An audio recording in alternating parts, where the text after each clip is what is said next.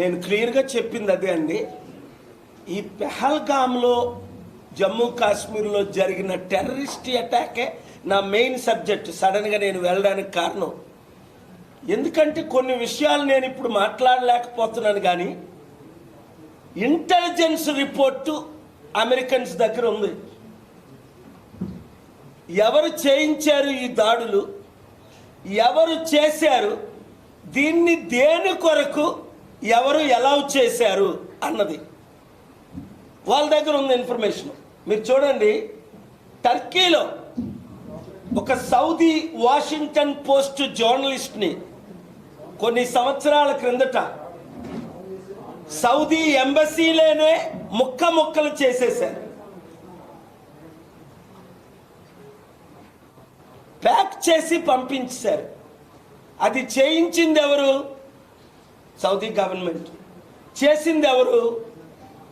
వాళ్ళ మనుషులే ప్రైవేట్ ప్లేన్లో వచ్చి. ఇంత ఇన్ఫర్మేషన్ ఇచ్చినా ట్రంప్ మాత్రం, ప్రపంచం అంతా దాన్ని ఖండించింది, కానీ ట్రంప్ మాత్రం ఆ సౌదీకే బిలియన్స్ ఆఫ్ డాలర్స్ తీసుకొని సౌదీని కాపాడాడు. అంటే వాడు ఎంత పెద్దోడైనప్పటికీ, నా మిత్రులు అయినప్పటికీ, రాజకీయ కుట్రలు ఏంటంటే డబ్బుతో ఎవరినైనా కొనియొచ్చు. చట్టాలనే ఈరోజు డబ్బుతో కొనేస్తున్నారు చాలామంది. అందరు జడ్జిలు అమ్ముడు పోకపోయినా కొంతమంది జడ్జిలు ఇష్టం వచ్చినట్టు బిహేవ్ చేసి కొన్ని లక్షల ఎకరాల భూముల్ని లక్షల కోట్ల మందికి మన దేశంలోనే అన్యాయం చేస్తున్నారు.